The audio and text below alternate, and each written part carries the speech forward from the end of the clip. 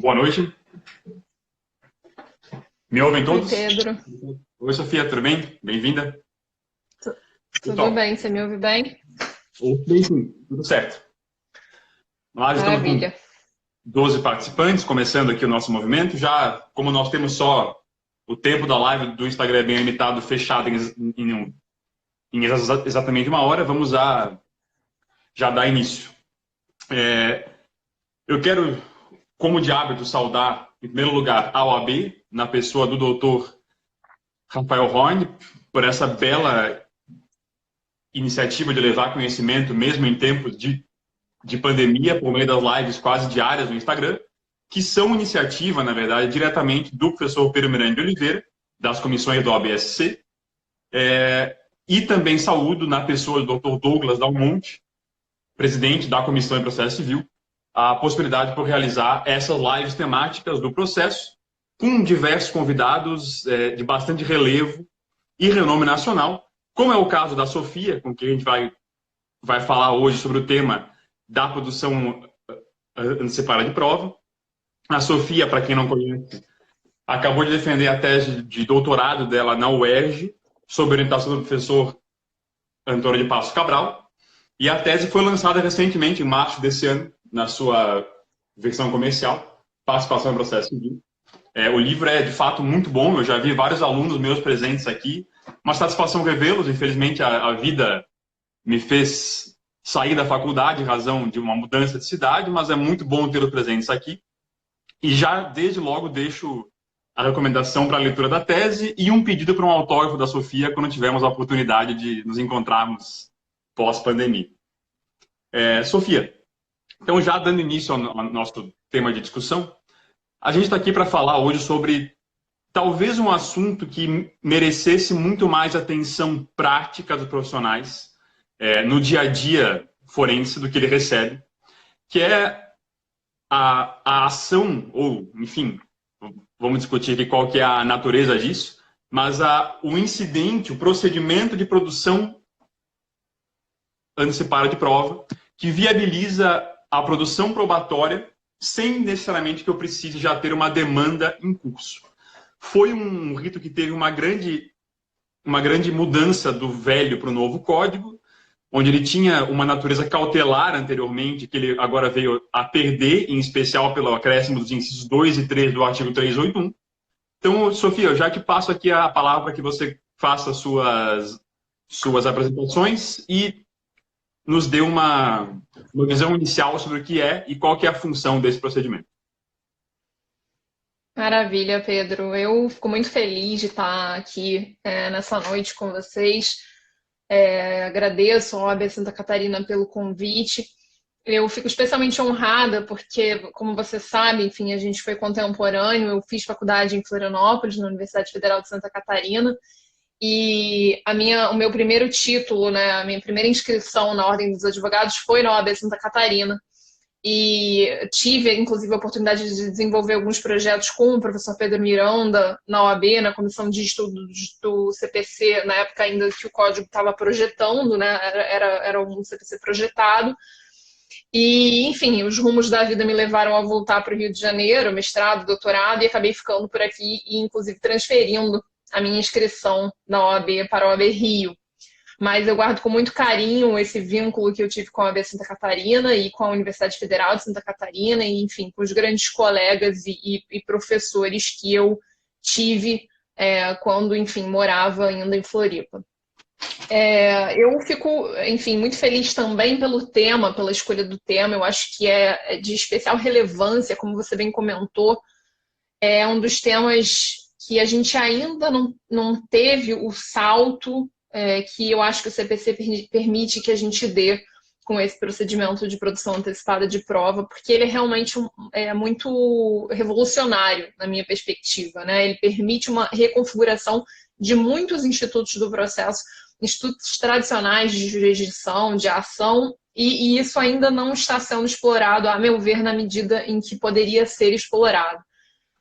Como você mencionou, realmente o direito à produção da prova é autônomo, então, independentemente da formulação da pretensão ou seja, da causa do pedido relativo a uma lide, enfim, você tem o direito à produção de prova, e aí não há nenhum pronunciamento decisório, não se vincula ao juízo mediante prevenção. A gente vai debater um pouco sobre isso, mas só para dar um panorama geral, o CPC acaba regulamentando e explicitando que essa produção de prova, que já era admitida, como você comentou, no CPC de 73, em caráter cautelar, né, nas hipóteses de urgência, passa a ser mais ampla a possibilidade de manejo dessa medida, o que já era, inclusive, defendido antes do CPC de 73 por algumas notáveis figuras, como o professor Flávio Archo, o professor Daniel Amorim Neves, enfim. E o que o CPC faz no artigo 381 é prever que a produção antecipada de prova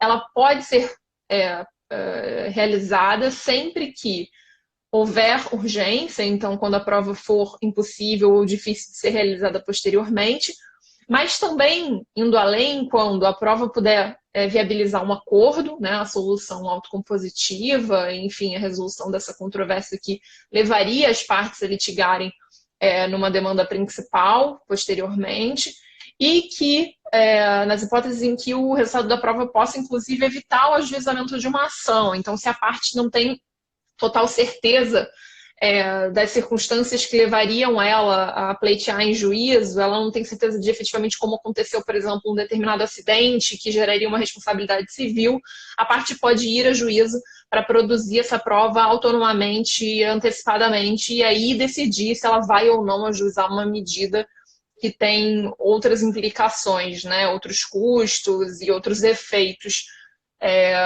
enfim, do que a produção antecipada de prova. Mas para que a gente possa ter um debate, eu acho que a gente pode, enfim, vou passar a palavra para você e só esse panorama introdutório, e aí a gente conversa sobre as questões mais problemáticas, né? Perfeito. É isso mesmo, eu acho que a gente tem... Me chama a atenção pela simplicidade que esse rito tem na prática, que ele seja de pouca utilização no dia a dia forense. Eu acho que ele é uma daquelas várias novas técnicas do processo civil que o novo código trouxe, de tela da evidência, por exemplo, a estabilização da tela antecipada, que trazem em si uma promessa de efetividade, de eficiência no dia a dia, que acaba não se refletindo no uso profissional. Me chama bastante atenção, em especial, eu acho que essa, quando a gente fala que existe aí uma novidade, é que no código antigo, esse rito vinha disciplinado entre aquelas ações cautelares nominadas que o Buzardi tinha colocado como aquela carta branca, que entrava muita coisa que se discutia se era cautelar ou se não era, se devia estar nos ritos especiais ou não devia, e sempre se destacava a necessidade da urgência, ou seja, se via esse como um rito que tinha como função essencial resguardar a utilidade de um futuro processo, ou então de uma futura prova que seria produzida, e era necessário que a parte demonstrasse urgência. Ou seja, eu só posso utilizar esse procedimento se a prova que eu quero produzir vai se perder caso não seja produzida agora. O exemplo que muito se dava era o caso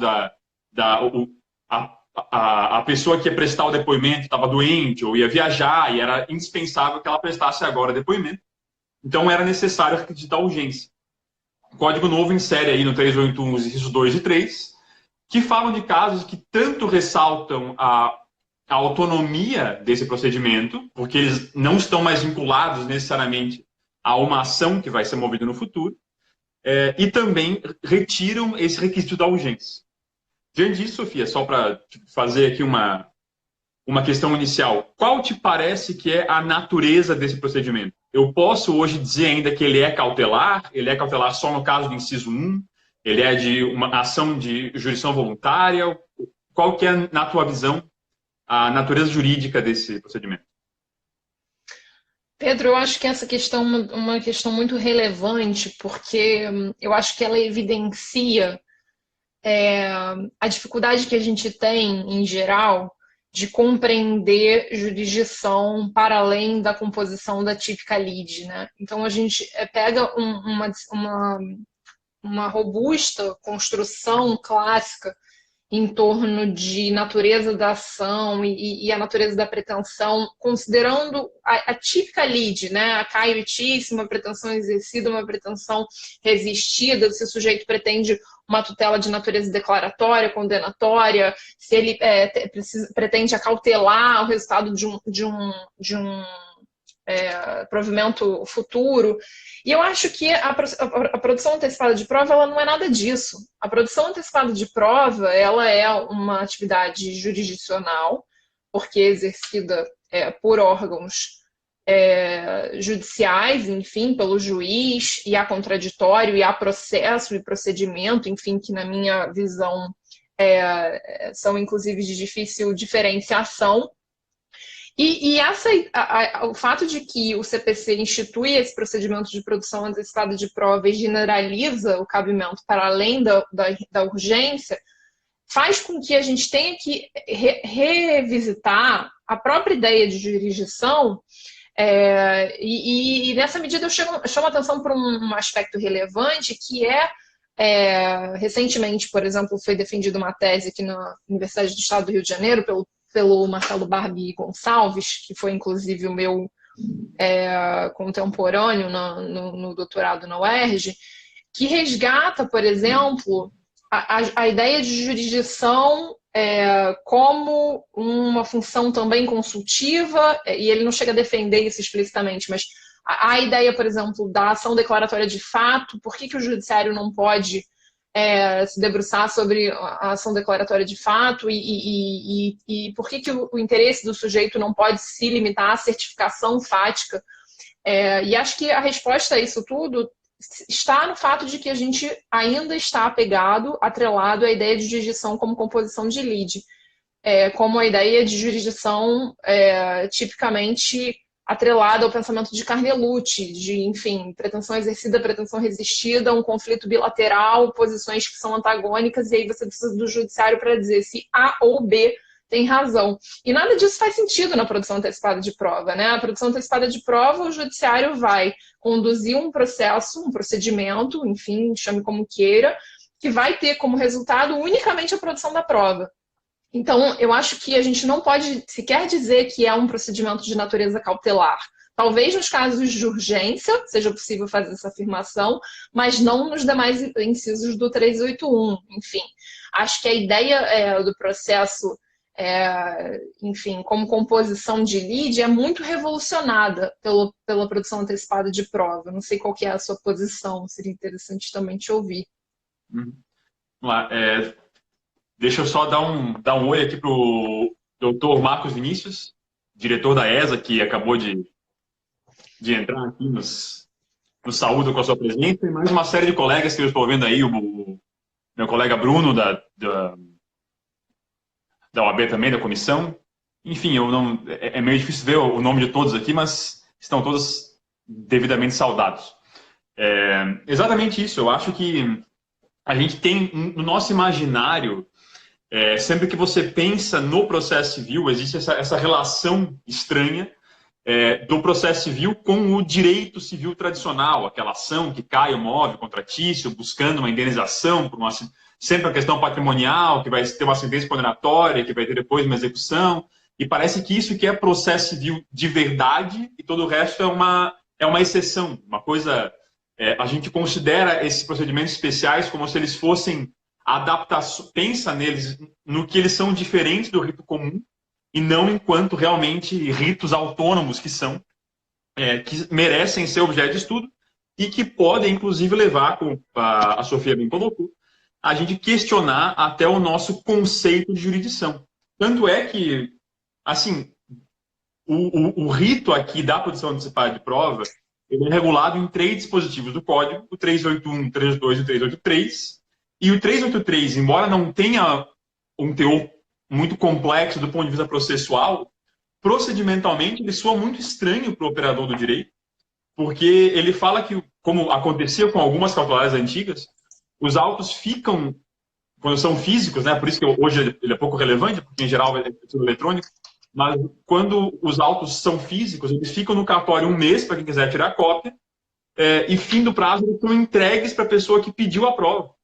Então, aquela nossa ideia dos autos que são arquivados e ficam com o poder público nos questiona uma série de coisas, inclusive no aspecto mais breve procedimental, de o que é e para que serve um processo. E, a bem da verdade, eu traço um paralelo. O meu escritório atua muito com direito ambiental, atua só com direito ambiental, e eu traço, então, um paralelo bem claro do que o Ministério Público faz, por exemplo, no inquérito civil. Muitas vezes, antes, o MP, quando vai escolher ajuizar ou não uma CP relacionada a uma certa questão ambiental, ele pode produzir um laudo pericial, em que ele vai verificar se há ou não há elementos para que ele possa entrar com aquela ação. E se esse laudo apontar, por exemplo, que não há dano ambiental, o Ministério Público não vai ajuizar a CP. E, de uma certa forma, esse tipo de ferramenta que sempre assistiu ao Ministério Público, agora o novo código expande também para o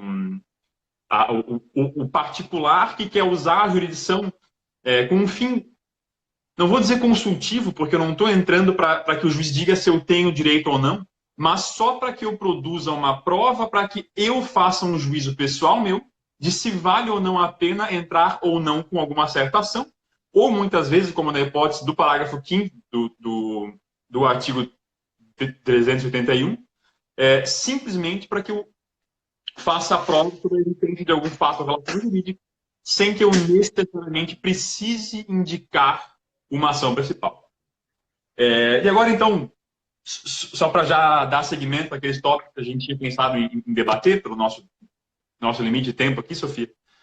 Pedro, deixa eu só fazer um comentário, porque eu acho que casa bem com a sua fala, que é que eu acho que, além de a produção antecipada de prova, ela demonstrar que há mais na jurisdição do que a composição de lide, da clássica lide, ela demonstra que, na realidade, o judiciário, o Poder Judiciário é uma sede adequada para resoluções de conflitos da forma que eles se apresentem. Então, eu gosto de pensar na produção antecipada de prova, especialmente nas hipóteses dos incisos 2 e 3, né, de autocomposição e de evitar uma futura ação, como, na realidade, um dos escopos mais claros da jurisdição, que é o de solucionar os conflitos e promover pacificação. Então, se o judiciário pode, através de uma produção antecipada de prova, auxiliar na resolução de conflito, ele está exercendo fielmente o seu papel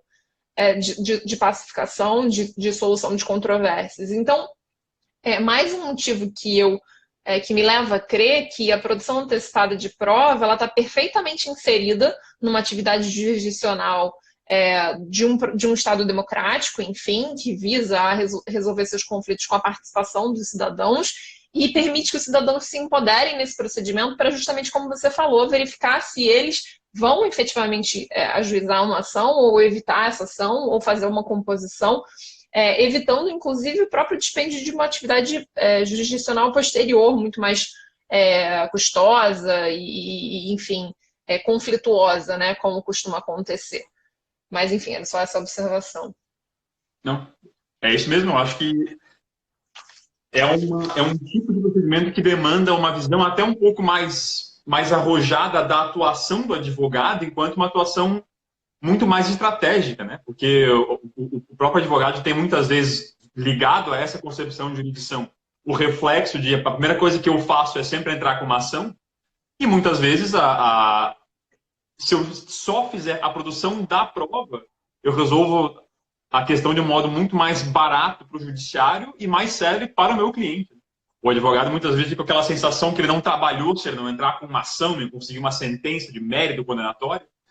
Mas eu acho que o nosso trabalho é muito mais de resolver problema do que entrar com uma ação necessariamente. Se eu consigo resolver de um outro jeito, tanto melhor. Vamos lá, começar a entrar em alguns tópicos de debate, porque já estamos aqui há 20 minutos. Muito boa. Sofia, uma das primeiras coisas que a gente falou aqui é que a produção antecipada da prova ela se desenrola de maneira autônoma da ação principal. E, de fato, quando você analisa a estrutura do código, ele deixa bem claro que essa, ao que tudo indica, foi a intenção do legislador. Porque, embora o juízo que tem competência para produzir a prova seja, via de regra, o juízo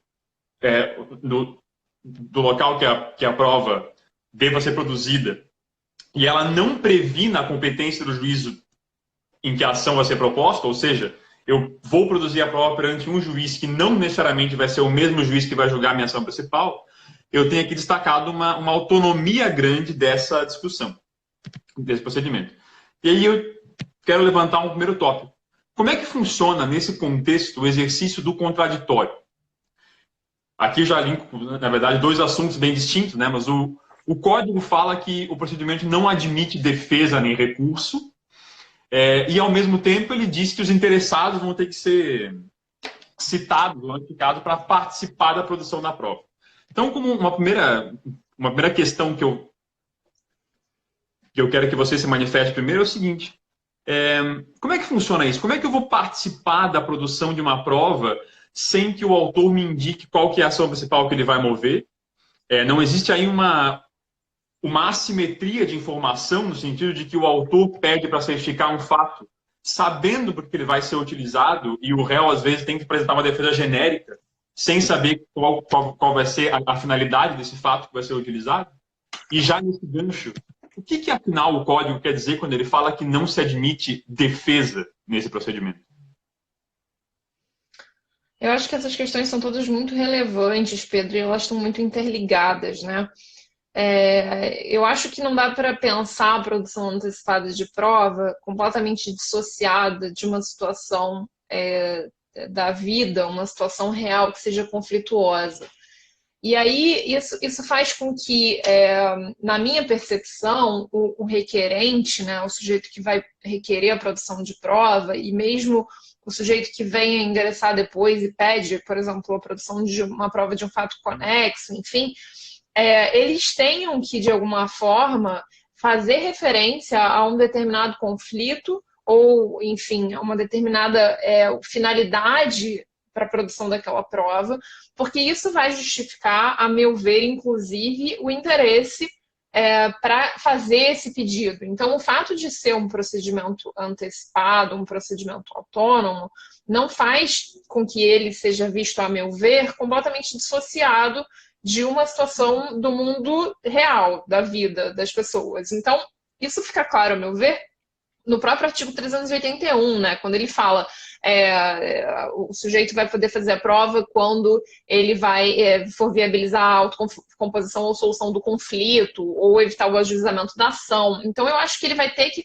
fazer, sim, referência a uma situação conflituosa ou uma circunstância, e é claro que depois ele vai poder formatar a demanda, se ele for ajuizar a ação, da forma que melhor lhe convenha. Enfim, isso não vai ser de nenhuma forma vedado pelo que foi discutido na produção antecipada de prova, porque o próprio resultado da prova pode convencê-lo de adotar uma estratégia, enfim, diferente. Mas eu acho que isso funciona para os dois lados, né? O resultado da prova ele não é sabido antes da prova ser produzida. Então, é impossível dizer, a meu ver, que determinada pessoa tem uma vantagem, porque o próprio réu, eu não gosto de usar essa palavra na produção antecipada de prova, mas enfim, o próprio sujeito que é chamado para produzir a prova no procedimento judicial, ele pode usar a prova para os fins que ele entenda, enfim, que ele tenha interesse em manejar as medidas que ele quiser manejar. E aí eu acho que isso é reforçado, a exigência de fazer referência a uma situação conflituosa é reforçado porque o artigo 382, ele diz, o requerente, quando ele vai pedir a produção de prova, ele vai ter que apresentar as razões que justificam a necessidade de antecipação da prova. Então, isso, a meu ver, configura a demonstração do seu interesse na produção de prova. E aí, enfim, dando um passo atrás, acho que é importante dizer que eu não acho que seja equiparável também o interesse na produção antecipada de prova com o interesse de agir que a gente está acostumado a ver numa demanda de composição de lide, que você vai demonstrar a partir de uma pretensão exercida, uma pretensão resistida, e aí você vai ao judiciário para forçar, mediante a intervenção de um terceiro, que é o Estado, o retorno a uma situação violada, enfim. Acho que é um pouco diferente, né? Acho que a ideia do interesse aqui é o interesse na certificação fática, é um pouco mais amplo, porque ainda não vai ter sido filtrada a demanda, mas de alguma forma vai haver uma referibilidade a uma situação conflituosa, a meu ver. Do contrário, a gente teria sim uma jurisdição puramente consultiva, né? Estou curiosa em relação a determinada circunstância fática e vou ao judiciário para que o judiciário produza prova sobre essa circunstância. E acho que não é esse o propósito do CPC. E aí essa definição de interessados é um pouco difícil, né? Porque não é possível dizer que os interessados vão ser autor e réu do processo futuro, porque esse processo futuro pode não existir.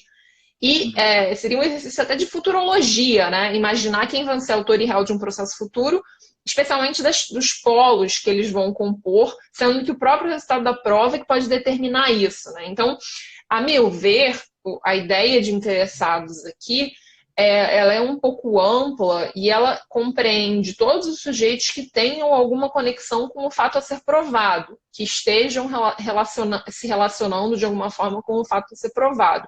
Por isso que o CPC, inclusive, admite que o juiz atue de ofício, né?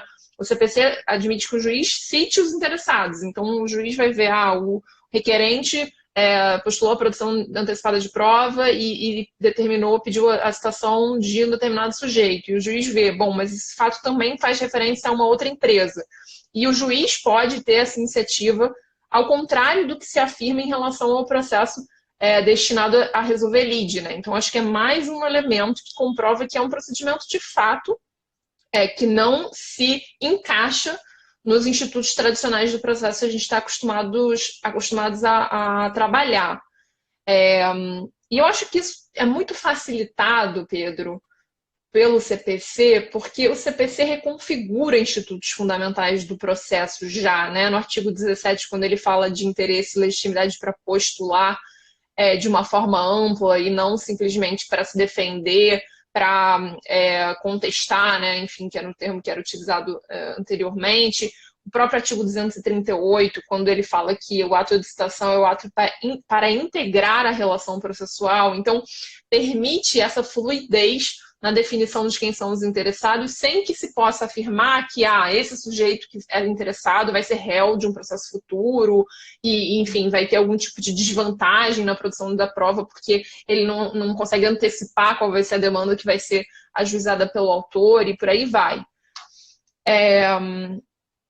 Em relação à questão da defesa dos recursos, eu também acho que a gente tem que ler com uma certa parcimônia esse artigo do CPC, e ele causa muitos debates, né? A jurisprudência tem avaliado esse artigo em alguns casos, inclusive em casos que a gente atua pelo escritório, a gente já teve esse debate, porque a literalidade do CPC é muito dura, né? Não se admite defesa e nem interposição de recursos.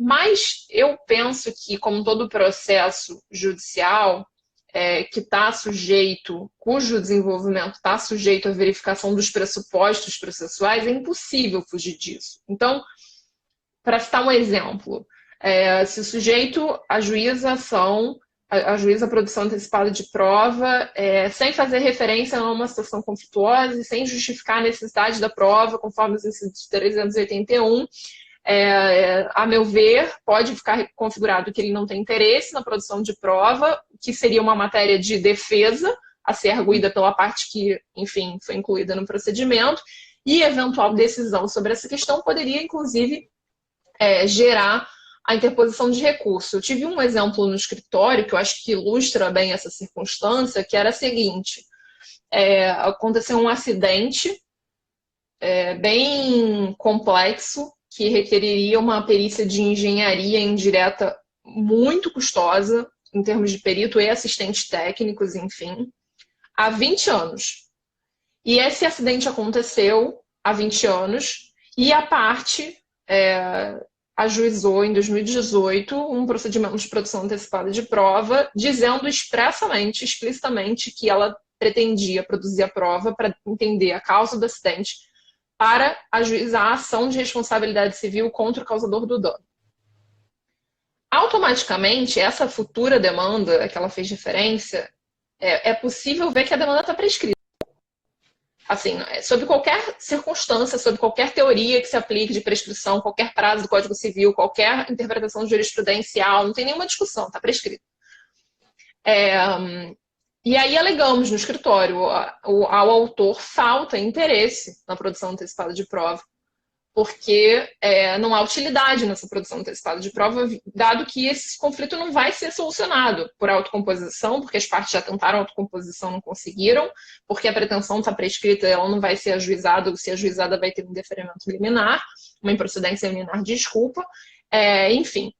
E aí a gente acabou tendo esse problema, que, a meu ver, ele dizia respeito ao pressuposto processual, que é a questão do interesse ou da necessidade da produção de prova, enfim. E, infelizmente, até o momento, uma decisão dizendo que não cabe defesa na produção antecipada de prova e uma decisão no tribunal dizendo que não cabe recurso na produção antecipada de prova.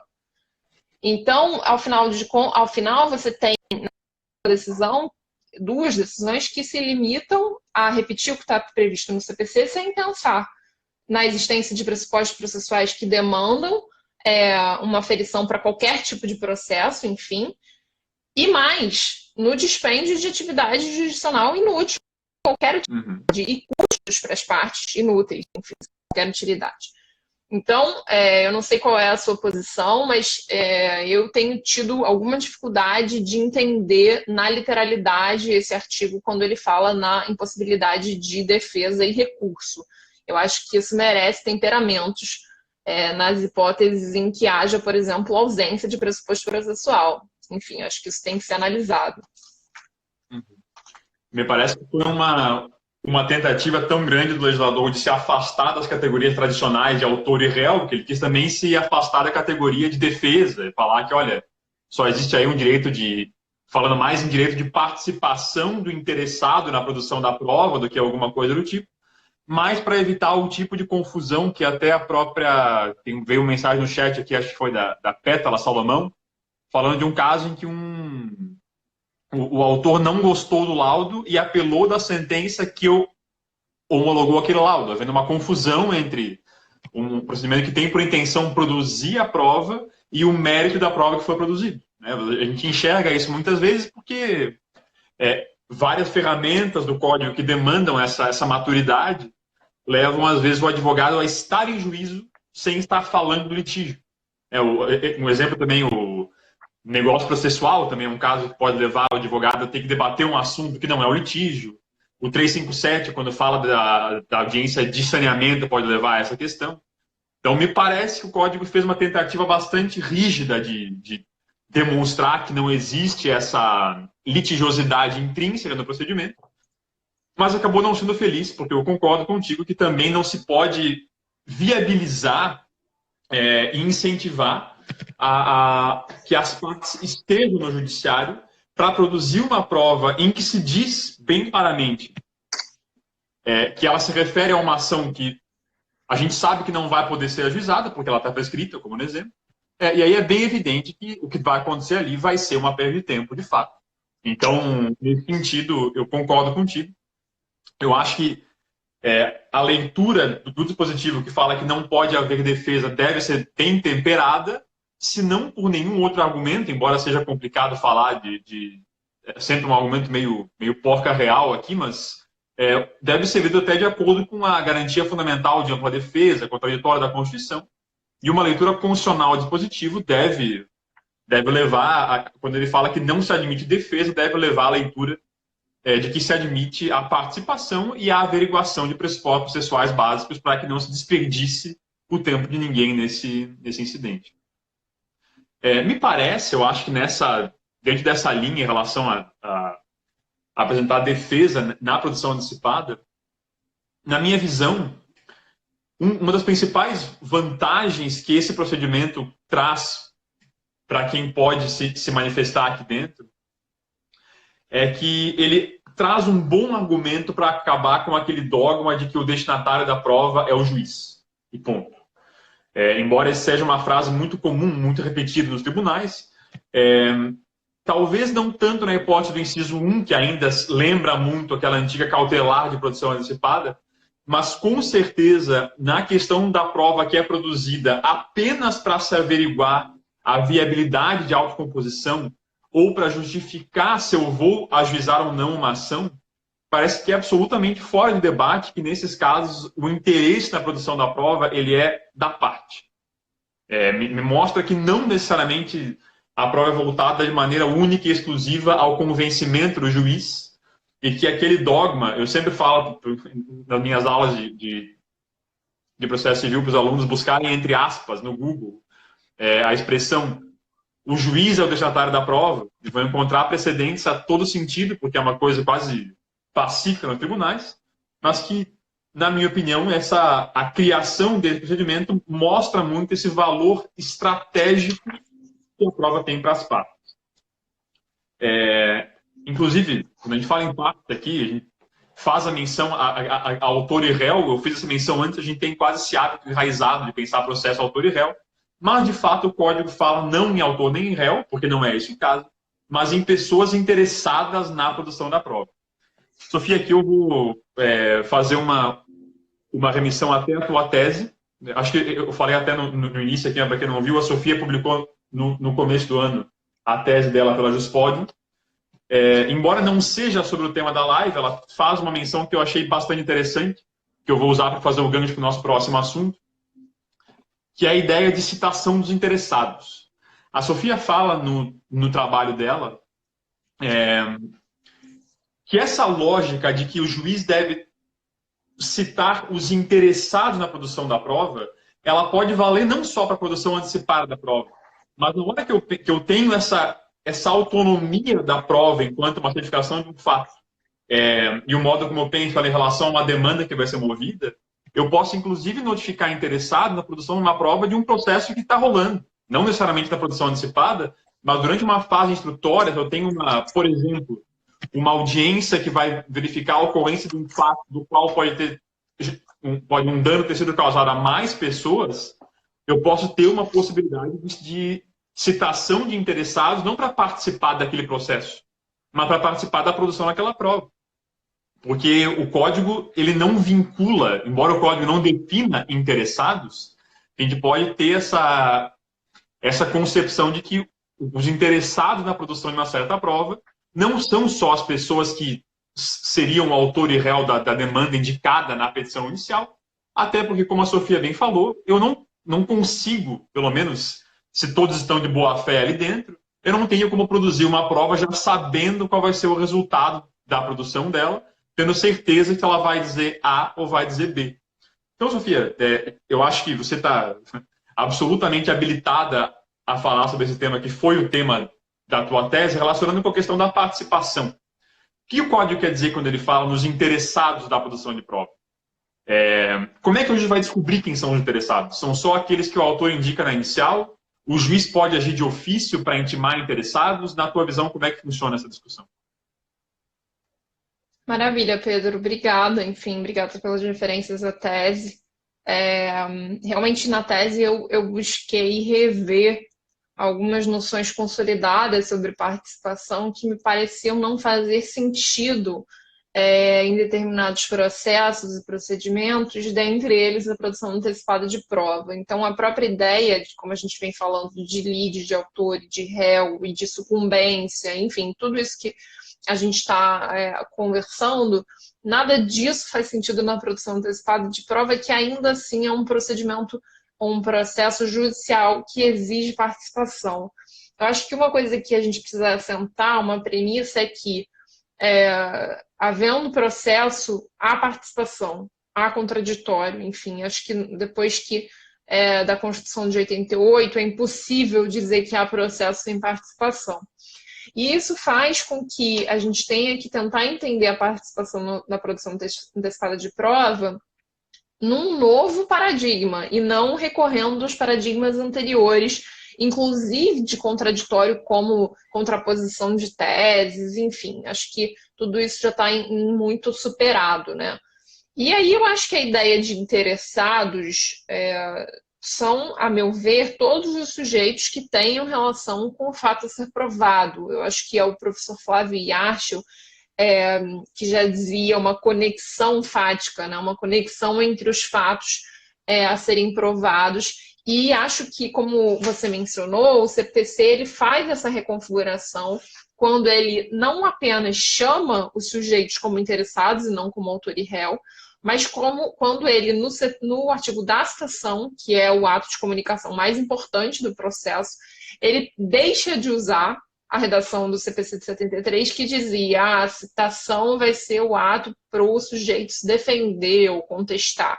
Ou seja, assumindo uma posição passiva de defesa, né? uma posição de pretensão resistida. Eu acho que o CPC reconfigura isso. Ele diz o processo é o ambiente de exercício de participação de contraditório para atingir determinados fins, dentre eles a produção da prova, unicamente, e o sujeito interessado na produção de prova vai ser citado para integrar a relação processual, independentemente de uma posição ativa, passiva, de polos, enfim. E isso faz com que seja mais natural, a meu ver, entender a iniciativa do juiz para fazer essa convocação desses sujeitos. Porque quando a gente está tratando de institutos tradicionais do processo e do processo para compor lide, é quase que um crime dizer que o juiz pode interferir na esfera de disponibilidade do autor e aí mandar citar um sujeito que o autor não escolheu, né, contra quem litigar. E tem um artigo muito bom sobre o tema que fala que a gente tem um dogma de que o autor é a prima-dona do processo, né? Ele é quem tudo manda, quem tudo escolhe, quem tudo faz. E, na realidade, o processo é um instrumento de exercício de poder do Estado, e há também um interesse no Estado em conferir tutela jurisdicional adequada, célere e econômica. Então, se o juiz está fazendo uma produção de prova, conduzindo uma produção de prova, e percebe que tem um sujeito que participou dos fatos, que a todo momento é referido pelas partes, e esse sujeito não está presente, isso significa que a prova não vai poder ser usada validamente em relação a ele no futuro. Então, o procedimento de produção de prova em relação a ele vai ser inútil, ou seja, a prova vai ter que ser reproduzida para que ele participe. Nada mais justo que o juiz convoque esse sujeito e fale, integre a relação processual, independentemente de polo ativo ou polo passivo, e venha participar da prova. Porque, a partir daí, a participação e o contraditório permitem que essa prova seja válida e seja vinculante, vamos dizer assim, para os sujeitos que dela participaram, né? E é por isso que eu acho que o código, ele insere essa técnica no 382, que é da intervenção por ordem do juiz, né, da citação dos interessados por ordem do juiz, que pode ser uma técnica vislumbrada, inclusive na produção incidental. Então, tentar reconfigurar um pouco essa ideia de vedação à interferência do juiz, porque isso já não é verdade, entendeu? A gente já tem amicus curiae intimado por ordem do juiz, nos embargos de terceiro por ordem do juiz, sublocatário na ação de despejo por ordem do juiz, enfim, agora na produção antecipada, interessados por ordem do juiz, enfim. Tratar isso com mais honestidade, dizer, olha, o juiz pode integrar sujeitos na relação processual sem que ele esteja exercendo demanda, o juiz exercendo demanda contra o sujeito, enfim, não é disso que se trata. E permitir que isso aconteça também na produção incidental para que o sujeito participe da prova e possa ficar atrelado ao seu resultado, né? Eu acho que isso é muito facilitado também pela ideia de que há um livre trânsito, né, das técnicas especiais. Há um livrinho publicado pela Juspodium do professor Fred, Leonardo Carneiro da Cunha e professor Antônio do Passo Cabral sobre procedimentos especiais, que é imperdível, todos têm que ler, que diz que a gente tem hoje um procedimento comum que, na realidade, admite uma série de transformações, uma série de inserções de técnicas que permitem modular esse procedimento. Então, eu vislumbro o artigo 382, parágrafo 1º, como uma técnica que está fundada também em economia processual. Então, não há motivo para vedar, na minha percepção, que haja essa intervenção ordenada, né? O próprio Fred Didier menciona, por exemplo, que ele vê a própria produção antecipada de prova como uma técnica especial. Então, como assim a como uma técnica especial. Mesmo no procedimento comum, já ajuizado para resolver uma lide, vamos dizer assim, o sujeito pode demonstrar que ele precisa antecipar a fase instrutória. Então, ainda está em fase de contestação, mas vai ter um problema urgente para ser resolvido, ou, enfim, uma circunstância que precisa ser apurada que vai permitir a resolução de um conflito, ele pode, no próprio procedimento comum, antecipar, usar a produção antecipada de prova como uma técnica especial incidental e fazer isso funcionar. Então, enfim, a minha ideia sobre interessados e sobre a própria configuração da relação processual e da atividade da jurisdição nesse caso é bem, enfim, amplo, assim. Acho que muita coisa dá para se reconfigurar nesse procedimento. Uhum. De fato, esse livrinho, ele é pequeno, mas é muito poderoso, esse livro do Fred Didier. Eu, quando lecionei redes especiais no CESUS, que mandava meus alunos fecharem essa obra, imagino que a Luísa Rodrigues, que está aqui no chat, que assumiu essa disciplina no CESUS, que logo depois de mim deve fazer algo semelhante, porque o Fred ajuda a compreender que quando eu preciso fazer uma análise do processo civil e do procedimento, menos pelo nome que eu dou para ele, mais por aquilo que realmente acontece, né? Porque, afinal, a ação de depósito foi extinta, mas a única coisa que ela tinha de diferente era uma liminar específica, que hoje está ali como uma hipótese específica de tela da evidência. A ação é exatamente igual, o mesmo procedimento. Antes eu chamava de rito especial, agora eu chamo de rito comum com tutela da evidência, mas é basicamente a mesma coisa. E eu acho que a gente pensar essas técnicas como técnicas que não precisam estar vinculadas a um rito que vai ter o nome em iuris, né, produção antecipada de prova, como o único jeito para eu utilizar essas técnicas, é muito interessante para permitir uma maior eficiência no processo civil, viabilizando que eu use aquela técnica que o caso concreto indica que vai ser a mais concreta, e não aquela que tem o nome em iuris correto. Inclusive, por isso que eu tenho bastante aversão a essa ideia de que o aluno que na OAB erra o nome da ação zera a peça, porque é evidente que o que interessa é que ele saiba fazer a tutela adequada daquele direito material que ele está buscando. Sofia, a gente tem mais 15 minutos de live, então eu já vou nos encaminhar para o nosso último ponto de debate, que eu acho que é bastante interessante também, que diz respeito ao interesse de agir na produção dessa prova. O código, em geral, quando ele fala sobre os casos em que o juiz pode deferir ou não prova, ele costuma fazer menção à relevância daquela prova no contexto de um processo. Por exemplo, no artigo 461, se eu não estou enganado, quando ele vai falar da prova pericial, ele fala que o juiz não vai deferir a prova pericial se ela não for necessária pelo contexto dos autos. E, evidentemente, quando eu falo de uma ação autônoma de produção de prova, a necessidade de uma prova e como é que ela se relaciona com as demais provas fica uma análise prejudicada, justamente porque eu não tenho mais esse contexto. Eu não sei para que essa prova vai ser utilizada e eu não tenho como contextualizá-la com as demais provas que vão ser usadas nesse processo. Então, me parece que eu tenho aqui o meu conceito de interesse de agir para pedir essa prova, ele é mais amplo até do que o interesse de agir da produção de uma prova durante a fase instrutória de um processo em que a prova, embora tenha uma autonomia, me parece que ela resguarda ainda um certo caráter de instrumentalidade maior em relação àquele processo no qual ela foi produzida.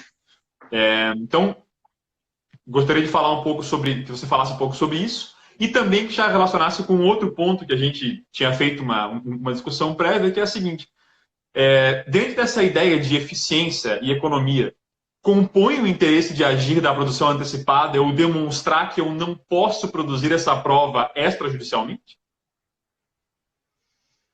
Pedro, eu acho que essa segunda pergunta, ela é extremamente relevante e volta ao debate que a gente estava tendo há pouco, da demonstração necessária de uma utilidade na produção da prova, né? Enfim, se você vai recorrer ao judiciário, você tem que ter interesse para postular o que é exigido genericamente pelo artigo 17, né, que se aplica a todos os processos, toda vez que haja atividade jurisdicional, você precisa demonstrar seu interesse. Esse interesse, ele compõe, está contido no interesse a demonstração da utilidade da produção da prova em juízo. Porque senão a gente volta ao problema que a gente havia já, enfim, cogitado, que era, então a gente vai ter o judiciário como um balcão de consulta, que o sujeito pode bater lá e falar, olha, eu queria saber como que aconteceu determinado fato, enfim, sem nenhuma referência a uma situação conflituosa, uma utilidade dessa produção. E acho que isso tudo se refere, ou isso tudo remete à sua pergunta, que é, se o sujeito pode produzir a prova extrajudicialmente, ele pode ir ao judiciário mesmo assim? Eu acho que a resposta para essa pergunta está na exigência de demonstração por parte do sujeito de que ele vai ter algum tipo de utilidade adicional na produção dessa prova em juízo. E eu acho que isso é fácil de demonstrar, no mais das vezes, uma vez que ele consegue, via de regra, demonstrar que, havendo a produção da prova judicial com a participação dos sujeitos interessados, não há necessidade de uma reprodução de prova no âmbito judicial. Então, essa prova, ela fica, de alguma medida, protegida em relação à impugnação de ausência de contraditório, ou de participação, ou de que é uma prova unilateral, ou um documento, enfim.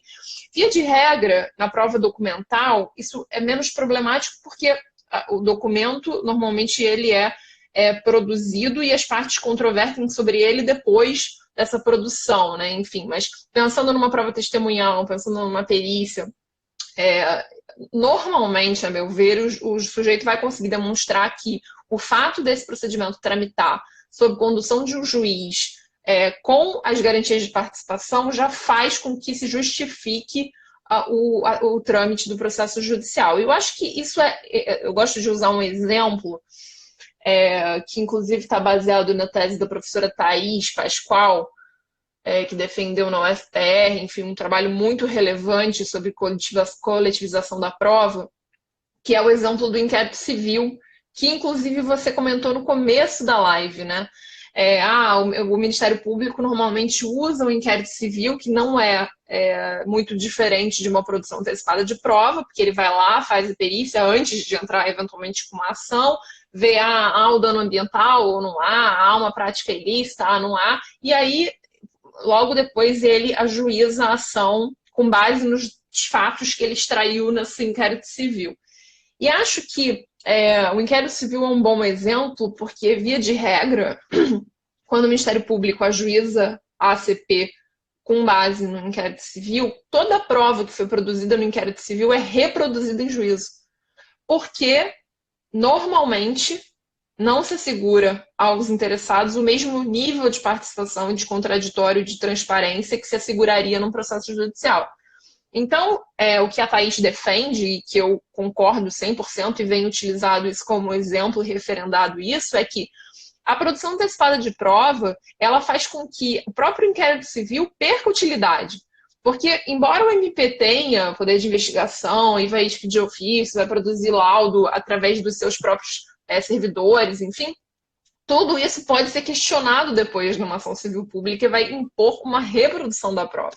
Então, o tempo, o custo para o próprio Ministério Público, para o próprio órgão público e para as partes envolvidas, para os sujeitos envolvidos, me parece que é muito relevante. Então, por que não fazer um inquérito civil, uma produção antecipada de prova judicial desde o início, e daí, se for o caso, ajuizar a ação depois, ou fazer um TAC, por exemplo, no âmbito depois dessa produção de prova, dependendo do resultado da prova, enfim. É claro que há medidas que precisam ser realizadas em caráter de urgência, sem a ciência da parte contrária, inclusive sob pena de qualquer prejuízo à própria produção de prova. Então, enfim, é claro que nem sempre isso vai ser possível, mas via de regra, seria possível já fazer isso via produção antecipada de prova e não por inquérito civil. Então, tá aí um exemplo de uma prova, por exemplo, uma perícia, que poderia ser reproduzida no inquérito civil, porque o MP tem esse poder fiscalizatório de investigação, enfim, mas que seria mais útil se inicialmente. Então, enfim, eu acho que é uma questão que demanda certamente uma análise casuística, mas que, no mais das vezes, o sujeito vai conseguir demonstrar que há um incremento de participação e uma economia processual que autoriza que ele faça a produção por via judicial. Perfeito. Sofia, dado o nosso tempo aqui, eu infelizmente vou ter que encerrar a nossa discussão, que embora esteja muito boa, se nós não encerrarmos agora, seremos encerrados involuntariamente pelo Instagram. Então, desde logo, quero deixar o meu muito obrigado à sua presença, à sua disponibilidade para vir aqui falar com a gente. Saúdo a OAB, a ESA, a CAAS, que foram parceiros essenciais nessa live, e saúdo mais uma vez as comissões da OAB na pessoa do doutor Pedro Miranda de Oliveira e a Comissão de Processo Civil na pessoa do doutor Douglas Dalmonte. Muito obrigado, Sofia. Pode fazer suas últimas considerações. Obrigada, Pedro. Eu só queria, enfim,